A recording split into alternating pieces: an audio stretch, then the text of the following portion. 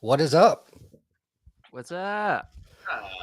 It's a pleasure to have you guys on the show. So, AJ is the vocals and Tony guitar, correct? That is correct. All right. So, I didn't lose my mind that fast, but yeah, I am losing my mind. So, welcome to the show. And like I said, we aim to please everybody's ear holes. So, if they do get moist, I do apologize. But yeah, tell us a little bit about the Certified Rock Star Life. I know in 2017, you guys got your big break with the Limp Bizkit cover. Got over 1.6 million views, if I am correct. So tell us a little bit about that up until now. I mean, it's cool. Like that really like opened a lot of doors, and it's sick because like it's such like I love that song. Like that song is like always been special to me. But it's like our version, I feel like is so fucking stupid. But like it's sick. But I don't know how to put that. Like it's insane how many people that has reached with very little work put into it. It's just like they hear it and you either fucking love it or hate it, and it's so amazing. Like I feel like Fred Durst has seen it. I sent it to him. He read it. He read the thing, and he just didn't write back.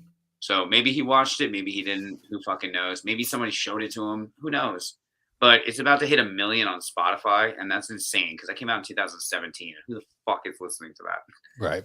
And you have a Disturbed cover as well. I think Disturbed actually retweeted or reposted. So that is super cool as well. So I gotta say, man, for a band of their caliber to go out of their way to do something cool like that, like if you cover Disturbed, they'll probably reshare it, and I think that's so important to like for up and coming bands like us, like to get co-signed by somebody so fucking big, and it just shows like they're good people. Like even if it's like their assistants, who cares? Like that's so fucking sick. Like they heard right. it.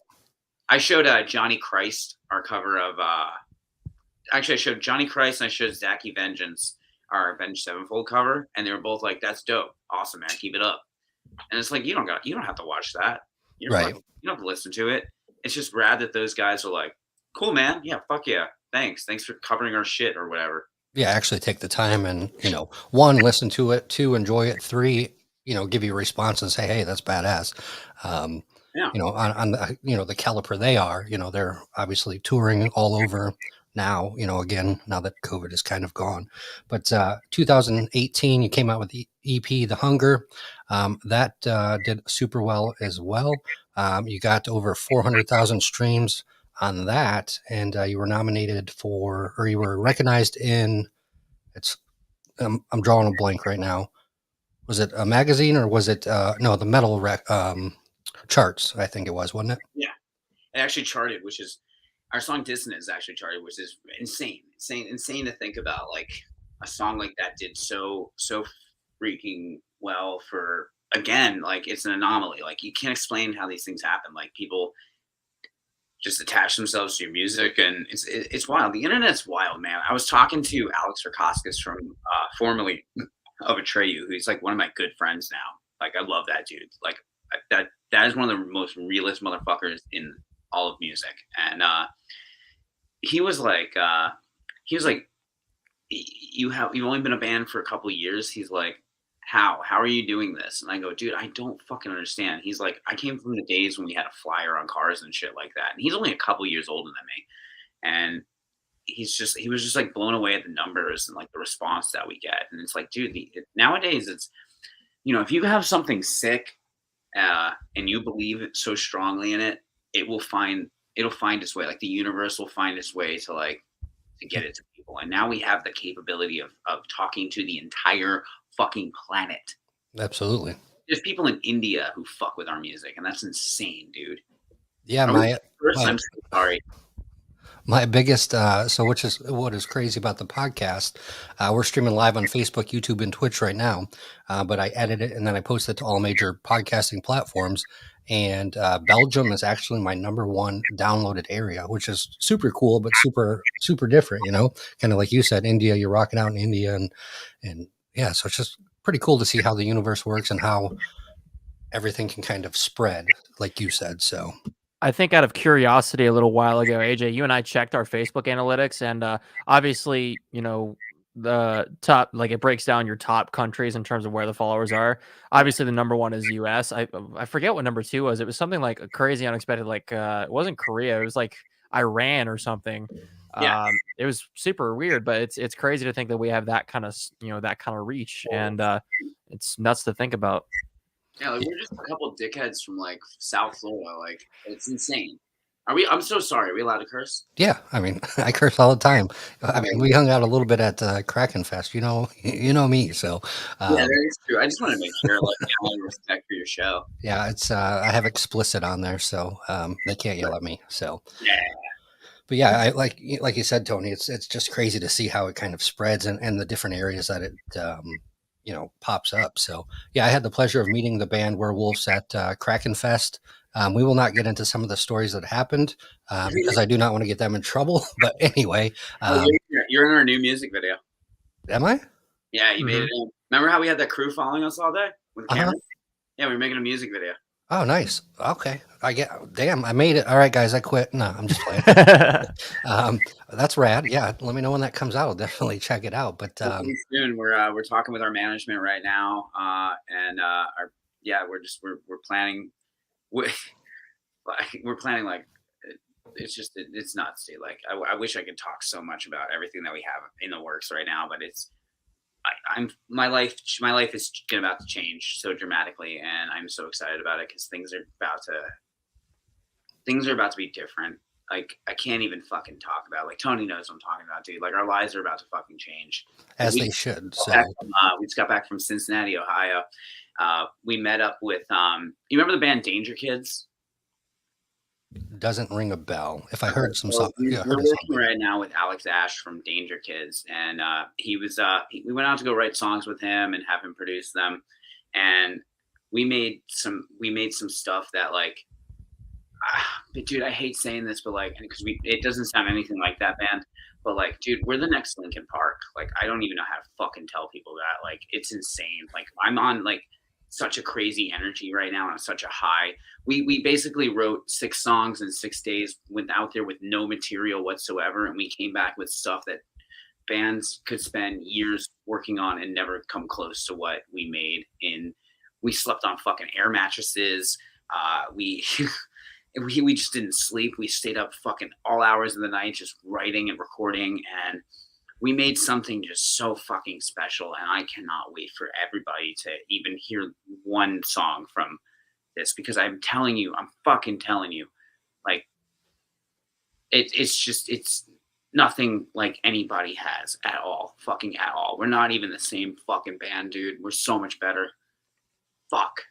And you already are certified rock stars in my book. So your evil things at the beginning of April. I don't know what it's tracking at now, but at the beginning of April, you were already over 300,000 streams on that album. And I'm sure since then it's went up quite a bit. So you guys are just War now. It's nuts. okay. Yeah, you guys are just rocking it out. And sad to say, I've never heard of Werewolves until I met you guys at Kraken Fest, and I fell in love with the music. Just seeing you perform, you have the stage presence, you have you have it. Some bands get on there and you're like, oh, they suck live. Like, no, you guys are better live than on the album. So you guys got that going for you. So what's up, Ellie? What's up, Shaky? Thanks for coming in. Folks, if you're listening, do not hesitate. Throw some questions in the chat if you have any, and we'll get the Werewolves to answer that. So where did the name derive from? I wanted a name that kind of didn't take itself so serious. I wanted a name that kind of poked fun at the supernatural. I wanted a name that looked good on a comic book cover, but also looked good on a horror movie. I don't know. Like there's this song by Every Time I Die called "We're Wolf," and I thought that was so sick. And it's one of those things. Like I've always just loved comic books, horror movies. I've always loved rock and roll, but it's something just, I don't know, like that name just made so much sense. Like it's more than, it lets you know that we're a fucking band. Like it lets you know we're a fucking rock and roll band.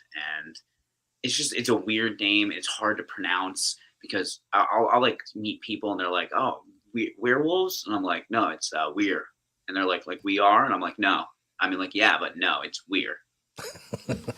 And it's hard to say on stage because you're like, hey guys, we are wolves. After a few drinks, I can see that going south. Yeah, some people say werewolves. Some people say we're wolves, which is the actual pronunciation. And then some Okay. people will say like, yeah, I don't know. There's just so many different pronunciations. I'm so fucking burned.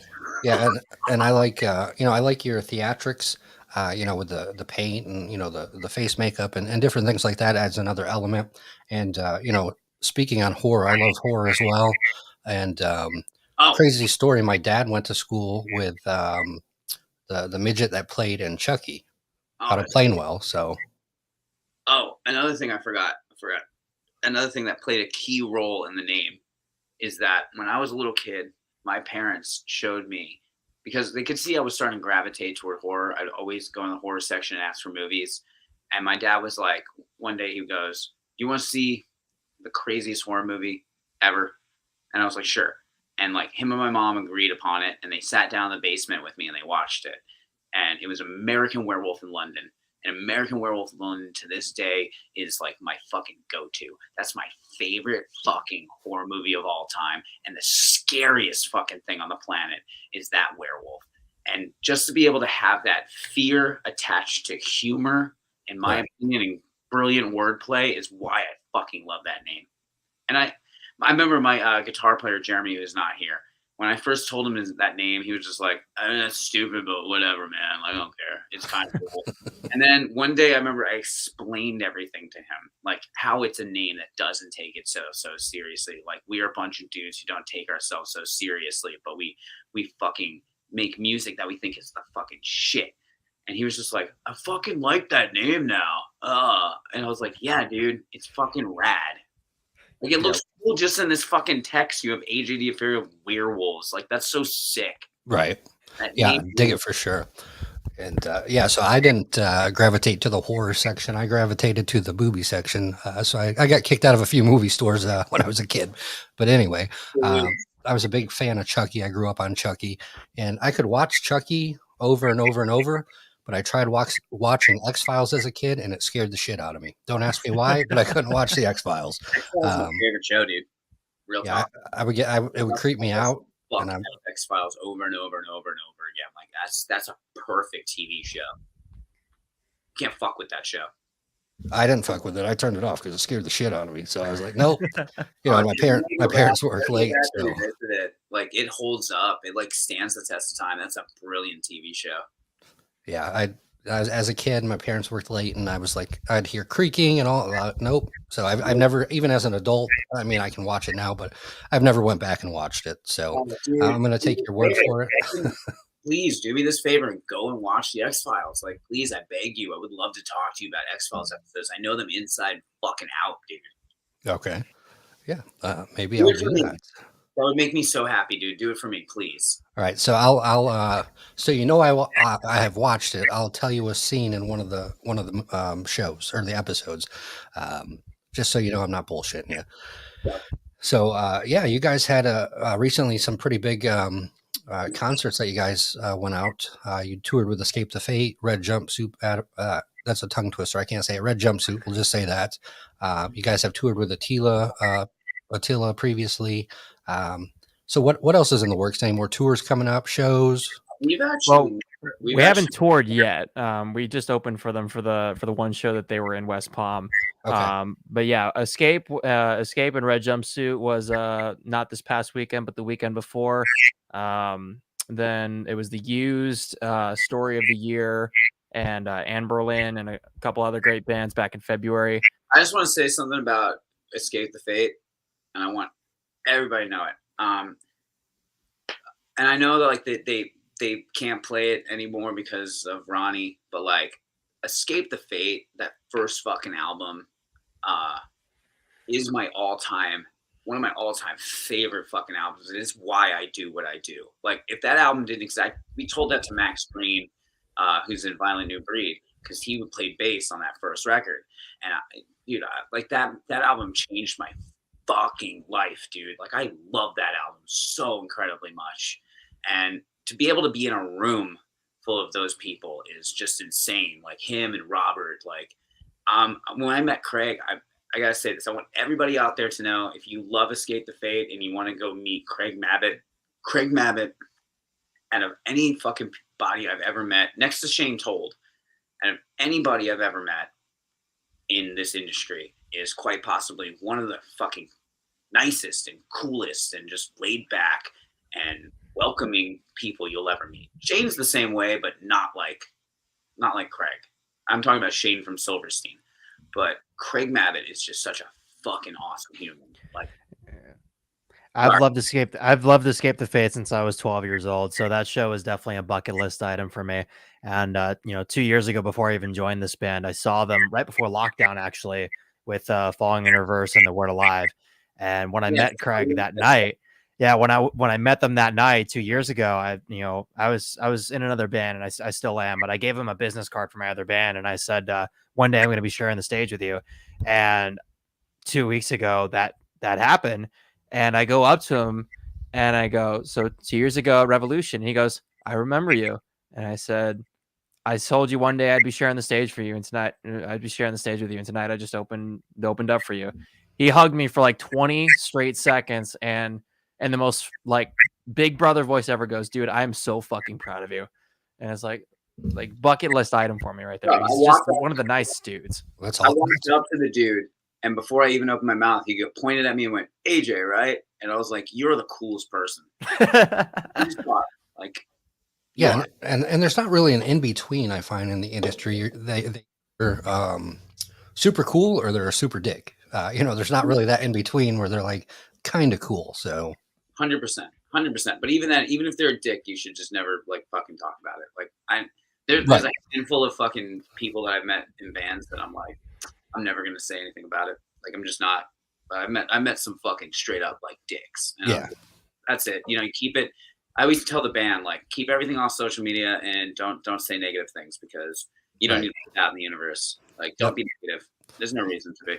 Even if it's true and you say it now, 5 years, it could come back and bite you in the ass. So yeah, 100%. 100%. To be honest with you, I was just talking to Alex on the phone, our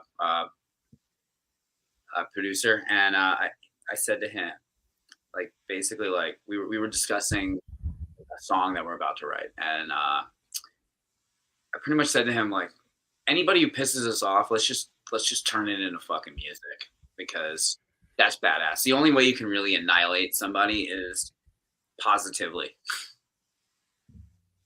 True. Or you could get the MGK Eminem battle type of deal going. No. I'll tell you right now, if anything in that one, I'm fucking always going to be Eminem. Okay, awesome. There you go. So you always come out the winner. So yeah, two of my favorite songs off of Evil Things, Sell Your Soul, obviously, which you saw in the intro. And then you have a slower ballad, if you want to call it a ballad, but Between the Cracks kind of slows down. And I really dig that one as well. So you get to see both sides of the band, the slower jam side and then the heavy side. Dude, you're going to shit your dick's gonna fall off your body when you hear this new stuff. Like, if you like that, it's like taking both of those things and putting it into one song. Like, this new stuff is gonna fucking change lives. Like, I can't. I'm so high on this music right now. Like, you're getting me stoked, and I have no information at all, but just the way. Yes. Dude, I played it at work for like fucking old people, young people, like parents, fucking all my clients, and they were just like, holy shit. And I go, fucking no. Sorry. I came back with this energy that like you can't beat right now. And I have a brush and I'm brushing my hair. Like, you have that personality. We were hanging out at Kraken Fest, and I said, hell, you're in West Palm, you're a barber. And I'm like, one of these days I just need to take the drive, get my hair done so I can just sit there and talk and bullshit with you while I'm getting my hair done. Hey, listen, I'm putting together a show in June. I gotta hit up my buddy about it. My buddy who does like stuff for hard rock, he just started a new band, and we're talking about doing like this small show, like a headliner, at this bar called Piper's. They have a gorgeous, like, huge stage. So we're talking about doing like throwing a couple of our friends on and stuff like that. Like if you were gonna drive down, come in, get your hair cut by me, and we'll fucking roll out to that show. Like For sure. for real, it'd be rad time, dude. Yeah, and I had when you guys were playing in West Palm with Escape the Fate. It was such a it was a bummer because I had to choose. I was at Escape the Fate with Post Profit the night before, and then Yeah. the Dev they were playing in Orlando. So I was like, man, I'm kind of torn, but I had to definitely support the Dev up here in Orlando, and so if it could have only been Sunday, I would have had a full weekend out of it.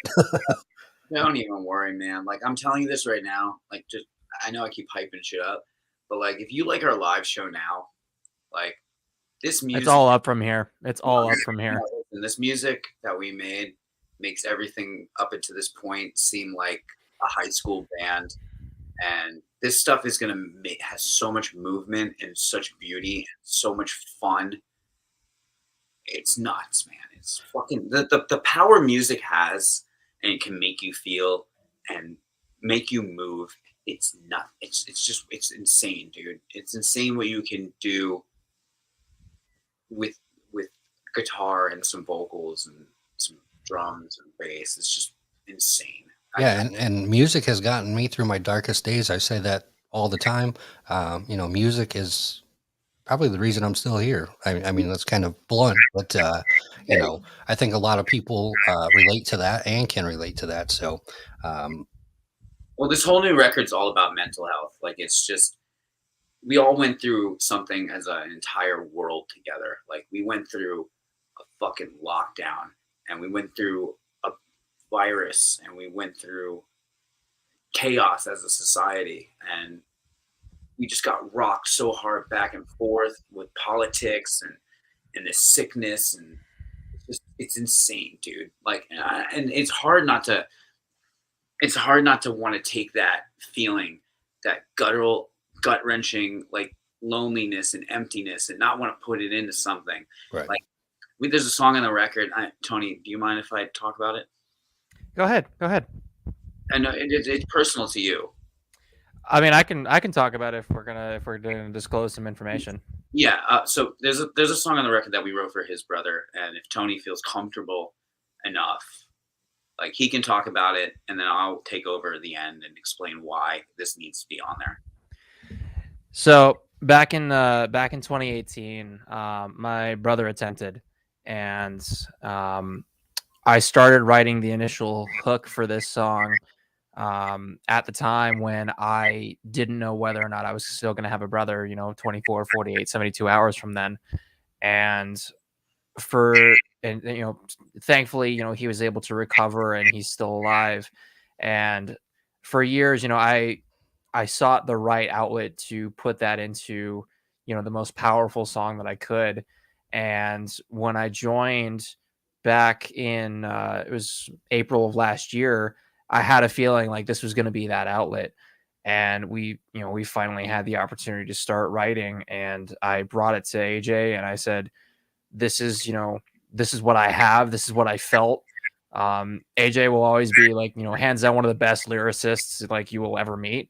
And he's light years ahead of what I could do. So I said, this is the initial line that I have. This is what happened, embody it through me. I'm sure you can imagine what it felt, what I felt that day. So just turn it into something great. And at the end of that one day, we had something so incredible that, like I look forward to showing it to him because I know like it's going to click pretty instantly. Like, wait, this is my song. I had a friend basically fall apart over a girl and fall into drugs and fell into a major depression, and he overdosed and died, and they didn't find him for like a week, and it stayed with me and it always hurt. And Tony going through a situation like that, and it's just like you want to be there for everybody, but you can't.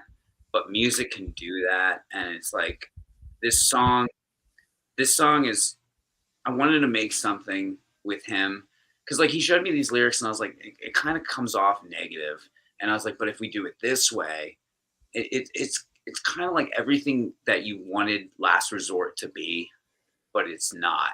And it's I look at it as like our anti-suicide, like our version of Last Resort, like just something so fucking powerful. And it's so happy and it's so full of life, and it just tells people like, hey, you're all right, man. Like it's gonna be okay. Like don't worry. Like if you are in pain, if you are hurt, if you are feeling like nobody understands or is there for you, like this song is there for you. Like just listen to it. Listen to the words. Come talk to us if you're fucking so depressed. Like just come talk. Talk to your friends. Just talk to anybody. Talk to somebody. Especially after the fucking thing we just went through. Especially through all the people that were lost. Like you're not fucking alone. Like fucking reach out, man. Just like it's not that bad. It's not as bad as you think, and it can only. Absolutely. And I'm glad you brought mental health up. It's much more accepted now, and it's much more talked about. And there's so many avenues compared, to several years ago when it was, kind of a taboo topic, per se. Yeah, And I myself have struggled with mental health, and it's refreshing not only, for, you know, there's so many songs that have helped me through my issues, but at the same time, it's good to see not only the music industry, because the music industry is backing the artist tenfold, compared to what they used to. It's just good to see the entire population kind of backing that and kind of supporting, mental health. And I tell everybody, I don't care if it's 3 o'clock in the morning. If you need to call me, call me. I will talk to you. I am no expert, but I would rather talk to you than something else, so. I'd rather get the 3 a.m. call saying that you need help than the 3 p.m. call saying that you're gone. It's as Right. simple as that. Absolutely. So, folks, and I mean, this is a message to everybody that's listening to the podcast. Hit me up on IG. Hit your friend up. If you're struggling, talk about it. Reach out to somebody. There's always somebody to help, and we will get the help that you need. But yeah, it's never absolutely, worth the dude. the. I wish my friend had. I wish my friend had the amenities and the reach. Like this is fucking like God.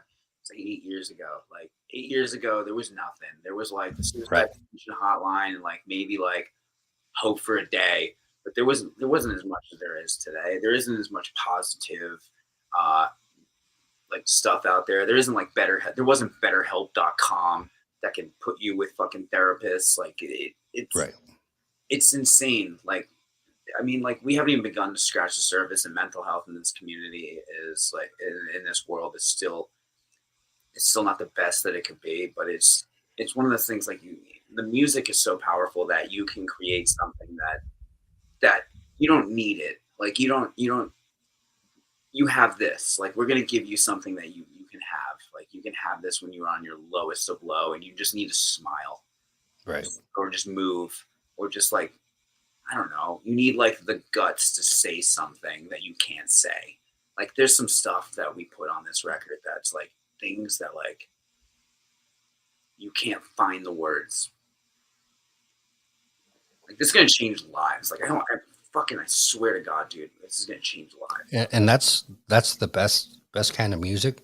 And music saves lives. I don't care what anybody says. This album saved mine. I'm gonna tell you this right now. Like to anybody listening, like be on the lookout in the next couple of years. It'll be there. But this moment in time, this last 6 days, 7 now, that 6 days like changed my fucking whole life. Like it saved me. It brought me back from the fucking dead. I've been walking around like just a fucking lost corpse, and I'm alive, man. I'm reanimated. I feel fucking fantastic. I'm ready to take over the world.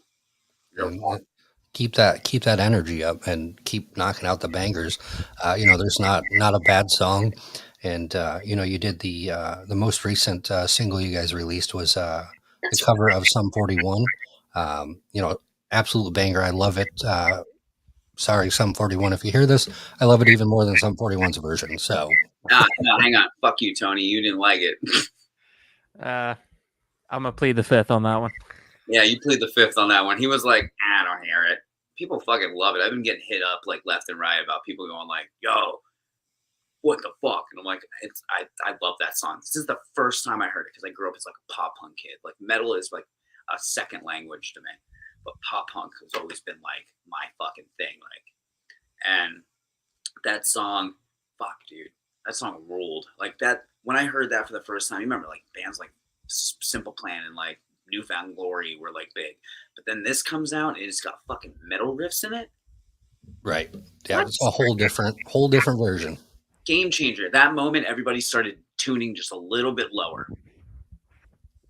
Yeah, and I grew up with, so, back to Kraken Fest, it was kind of crazy because I grew up going to Taste the Chaos, headlined by the Used and Vans Warp Tour, and Atreyu, actually, funny that you mentioned Atreyu. Atreyu is my all-time favorite band. I remember being 20, 19, 20, 21, riding freestyle motocross, going to, a competition and just jamming out to the album. Like that was my hype album. Like I would, The Curse, right? yeah. So I would just freaking, it would hype me up, and I would like, after listening to some of that, nothing else mattered. Like I was going to ride and. Yeah, I swear to God, aside from that Escape the Fate album, Dying is Realized Fashion, the other dragon that I've been chasing my whole life is the fucking Curse. That album is front to back perfect. Like that one, and then I also loved Lead Sails, Paper Anchors, I think. Mm-hmm. Did you check out our Right Side of the Bed cover? I listened to it. I haven't like thoroughly listened to it. I've been listening a lot to the Evil Things and the EP. Awesome. But you guys you have so many. I mean, you have so many songs that yes, check them out, folks, because they have something for everybody. Dude, I'm telling you, like I tell these guys all the time. I'm like, we have to keep doing covers. Like I know. Look, we have. I'm telling you, man. I know I keep hyping it up, but we have like the most amazing record coming. But even then, still have to do covers because people love them, and you got to give people what they love. I love them. I can't speak for everybody in the band, but I fucking love doing them, and I love the way it makes people feel, and I love talking to people about like what the cover means to them. And it's sick, dude. Like, it's so cool that you like our shit. Like, it's so rad. Like, I just met you at Kraken, and it's so cool that you're like really actively listening. I know you're interviewing me and Tony, and that's cool, but like you're actively listening to our stuff, and that's fucking amazing. Right, and thoroughly enjoy it. And I honestly, I love covers. Like seriously, I can't thank you enough. Thank you for taking time out of your life to actually enjoy listening to stuff that we fought so fucking hard to make. Absolutely. I mean, like I said, I could listen to music 24/7. So it's a pleasure even having you on the show. Since I talked about it with Tori since Kraken Fest. I'm like, hey, I want werewolves. I want werewolves, and finally, so you guys are here. But Tori's a soldier, man. Tori is a straight up gangster. Like I love Tori. Tori's so fucking cool, man. Like you've hung out, you met her, like that. That's a boss right there. Like she gets it done. So, dude, she did this. Like this is so fucking insane. Like you see this Ice Nine Kills magazine. She drew that. No, she didn't draw that. She put us in this magazine. Okay, bro, that's our fucking name right there. Oh, sweet. Hang on, bro. Hold on, dude. Tori's a gangster. Nice. I'm so thankful for Tori. Like that was we got our photographer Roberto Badillo. We got him fucking published in Outper magazine, and it's beautiful. Like you can't even see how beautiful the layout is, but like the colors pop. It's just so cool, man. Like we're in a physical fucking magazine because of that woman. Yeah, I was like, I knew she was super talented, but I was like, I didn't know she could draw. That's why I was like, she drew that. But she wrote this article. She's amazing at writing articles. Dude, I give it to her. This article is incredible. Like I love this. I read it sometimes when I'm like bummed out. Like it literally. I sat on the phone with her for like an hour and a half, building out a skeleton of what the story would be, and she just painted like fucking beautiful poetry in this. Like I love this. So sick. Absolutely. And she's with WTF Wood That's Fresh. So shout out to you, Tori, for making this happen. It is much appreciated. And yes, absolutely. So excuse me, I had to cough there. But so what do we have you have the album, we're talking about here in the future. So what are we looking beyond that? Do we have plans, maybe for a headlining tour, East Coast, or tell us a little bit more of, the next 6 months. Dude, I don't even know. Like we're, I don't even know. I normally I have an answer like, oh, I'm probably gonna do something cool little stuff. Dude, I have no fucking idea. I'm telling you this right now. Our lives are about to change. Like I don't even know what the hell is about to happen. I'm excited. All I know I, is right now it's planning what to do with this, and we only have 6 songs. But I hit up Alex today. By the way, Alex is joining our band. Like we made shit so fucking cool that the producer is joining the band. Like he's going to play keyboards, programming, and third guitar. Like he's joining the band. Do you understand how insane that concept is? That a fucking dude we never met before He's like, I want in on this. became our best friend, and he wants to join the band. And he has this amazing ability that he knows how to link all of us together. Like we were all great before this, like together, but this just like fucking made us a family. I can't explain it. Like without that dude, it doesn't work, and it's insane. So much so that I was just on the phone with him talking about it. I'm like, dude, you're fucking in. You're like in. We have to take new photos. Like you have to come here to take photos. Like we're just gonna have to do this. Like you have to be in this project for it to work. It's like when that dude joined Bring Me the Horizon, and all of a sudden they became the biggest band on the planet. That's what it is. It's like, fuck, dude. And he was like the missing piece. He was the missing link that we didn't know we needed. Yeah, dude. And that happens a lot. Yeah. So to answer your question, I don't know. I don't know what the next 6 months is. It could be 6 months of the same things we've been doing, like booking shows and doing all this other stuff, or it could be like we're in LA signing a fucking contract. Like I have no idea, but I'm so excited. Like I'm so fucking excited. So before you go to LA and sign a contract, where can we find some of your merchandise before before you blow up and we can't get an autograph? No, you'll never not be able to not get an autograph from me. Like fuck that shit. I told somebody today, like I told the owner of my barber shop today that like, yo, I'm gonna pay you a year in advance. I'm gonna go on tour, and then when I come home, I don't care if I have a platinum record on the wall. I'm gonna still cut my clients who've been with me since day one. I'm gonna work a regular fucking job. The beautiful thing is I could be Corey Taylor, and like the average dude who works in a corporate lifestyle has no idea who the fuck that guy is. Today's generation, there's so many like bands and so many musicians that like I could work a normal job and like nobody would ever fucking know. Like that, you need that shit in life. Like my crew that I work with uh, puts me in my place and tells me when I'm not being authentic, or like if I'm in a bad mood, they're like, "What the like? Don't bring that to work." And I love that. It keeps you real, dude.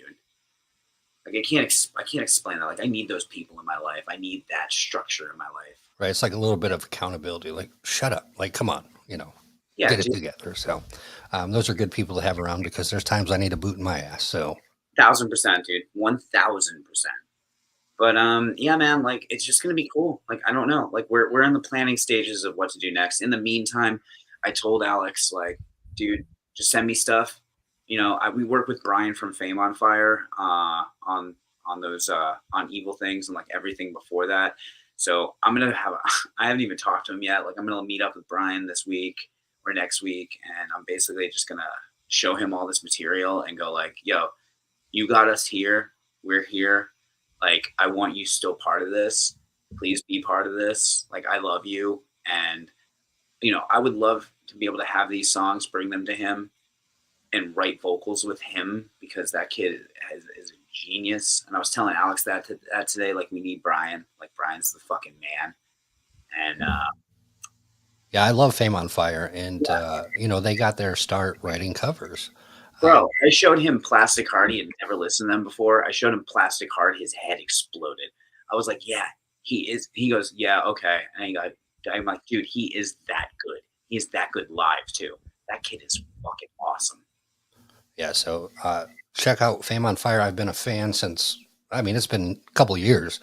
So definitely Absolutely. So I dig the covers. I like seeing the different renditions, of different songs. So don't stop doing the covers, please. But Oh, never will. at the same time, keep being the rock stars.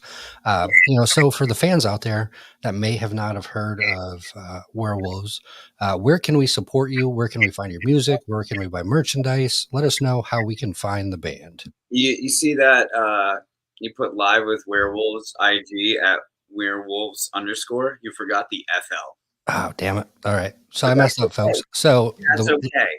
It should still pop up with our cool ass looking logo that's in neon green. That's 2 W's. Go to that. Go into the bio.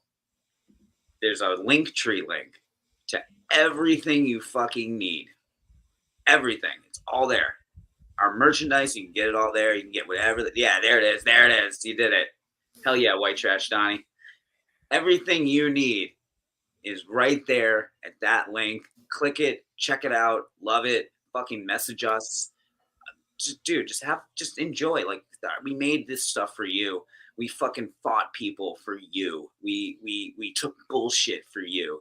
Like, nobody fucked with us, and we still just pushed on through our insecurities to make dope shit for you to listen to. Like, you don't even know how fucking much crap I went through during the making of Evil Things. Like, I literally went through fucking hell to make an album about hell, and it's for you.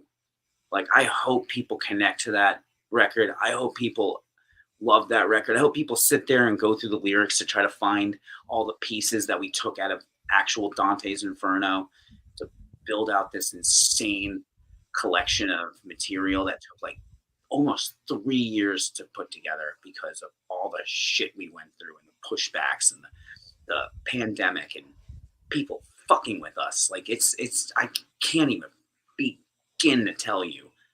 That's why that record resonates. That's why you can listen to it and you fucking love it, because it's real. Like, it's everything that's in there. Sure, there's like some ambiguous, like cartoony aspects to the rock and roll, but it's real, dude. It's fuck. I'm sorry. Absolutely. Like I can jam out to that album continuously.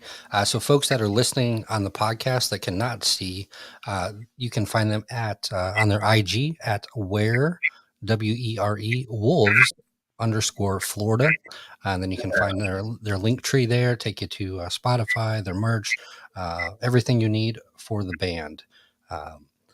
So, and I don't know why it's stuck in my head. It's probably my favorite chorus when you're like jamming out and you're like, sell your soul for rock and roll. I don't know why it sticks with me, but that's like, I'm walking around the house and I'm getting weird looks because I'm like, I got my AirPods in and I'm just like, sell your soul for rock and roll, like trying to scream and I can't scream. And I'm just like looking out of the corner of my eye and I'm getting these dirty looks like, what the hell are you doing? Just let me be me. All right. Dude, I'll tell you right now, like, the devil has my soul, man. Rock and roll is my fucking life, dude. And that line, I don't care how cheesy anybody thinks that line might be. That line is so fucking sick. Like, fuck you if you don't like that line. So fun fact that that little clip that you posted at the beginning, that was my first video with this band as a cameo. That was actually before I joined, but I was actually in that video as an extra. And then 3 months later, here I am. Awesome. Dude, that's Brad. Tony's a soldier. Let me tell you something. This man right here, this man's a fucking soldier. This dude shows up to all of our shows. He would help us load gear. He would show up to the music video. He would help them arrange lights and the gear and check on the band and make sure everybody was cool. And then when the time came, we were having some difficulties with our other guitar player. I saw like a video of him shredding on guitar, and I went, what the fuck? Like, who is that? I go, that's the same kid, this goofy, gigantic, like lovable human being is that goddamn talented. Yes, he's like 6'5". Well, how tall are you? I mean, you're 6'3". I had a special order this motherfucker's shoes. The size 14. They don't sell that in stores with his gigantic banana feet. And you know what? They brought it they shipped it to me in a box that was like this big. Oh yeah, he bought me a pair of the Adidas NMD ones that he likes to wear on stage. Yeah, those. So the box itself that the shoes came in is about yay big. The one that they shipped it in was this big. Dude, I had to look at the box and go like, what the fuck did I order? Right. It's like, is this another like life-size figurine that I forgot about or what? Nope, it's Tony's shoes. It was nuts. It's like a 20-inch box. and not only that, he's a ladies' man. Like, did you see all the ladies coming up to him at Kraken Fest? Like, I didn't. Tony, you got to calm down, Tony. Calm down. All right. Save some for us. No, I'm a happily taken man, and I don't even notice half the time. There you go, folks. Don't mess with Tony. Our band's super lame. We're all like either married or have girlfriends, and we don't fucking talk to women. We just don't. Hey, nothing wrong with that. I just it was a visual. I was visually watching. You know, when we were hanging out, I got my picture with you guys, and yeah, it was just like the ladies love Tony. So, well, yeah, I mean, he's a whole lot of man. I can't tell you, like, dude, when I see that man, like, especially in this new music video that we're about to put out from Kraken Fest, like, that man is just like he's like the son of Odin. So that should be correct, Ellie. So link.tree or link, yeah. So where was it? So that will take you to all, you know, Spotify merch, everything that you need to know about the band. So awesome. So folks, it's about that time. We're going to wrap up. So any final departing words from Werewolves? Yeah, man, just like fucking enjoy. I don't know what kind of departing words to say. Just like check out the stuff. If you love it, let us know you love it. Just fucking, I don't know, be a decent person. If it can leave you with a parting thing, just be a decent person. Just enjoy our music. Show it to your friends. Like, and don't be scared to come up to us and tell us that our music means something to you, because that means a lot more to us than you'll ever understand in your entire fucking life. And you got me hyped for the new album or the new songs coming out. So way to go. I'm telling you, like, it's gonna change our fucking lives. It's so fucking. I did not understand how powerful music was until I made this record with these amazing human beings that are gonna be friends of mine until I'm dead. And that says a lot, because you've been since 2000. You know, you've been in the music industry for a while. So 20 years, man. 20 fucking years. Almost as long as I've been alive. Bro, I'll tell you straight up. Everything that I've ever done to this point has been practice. It's just been putting in my 10,000 hours, and this is it, man. This is what I was put on this goddamn earth for. Awesome. Any final departing words from you, Tony? Red. What? Fuck you. That's an inside joke that no one's gonna get. Talking about glizzies, dog. I'm gonna leave that up to Jesse. But honestly, I mean, just to anybody that has come out to these shows and, you know, supported us, just, you know, thank you. And more is to come. And if you liked Evil Things, you're gonna love what we have coming up, and it's all up from here. So we just appreciate every single one of you. It's awesome. So I'm gonna, hey yo, real quick, I'm gonna own a 1989 Michael Keaton Batmobile. It's gonna be my driveway one day. Like, that's what's up. Absolutely. So they're already, folks, they are already certified rock stars. I cannot wait to see what happens here in the near future. I'm a huge fan. And folks, I hope we could pleasure your ear holes just for a little bit on this episode. And until the next episode, keep it sloppy. Keep it sloppy.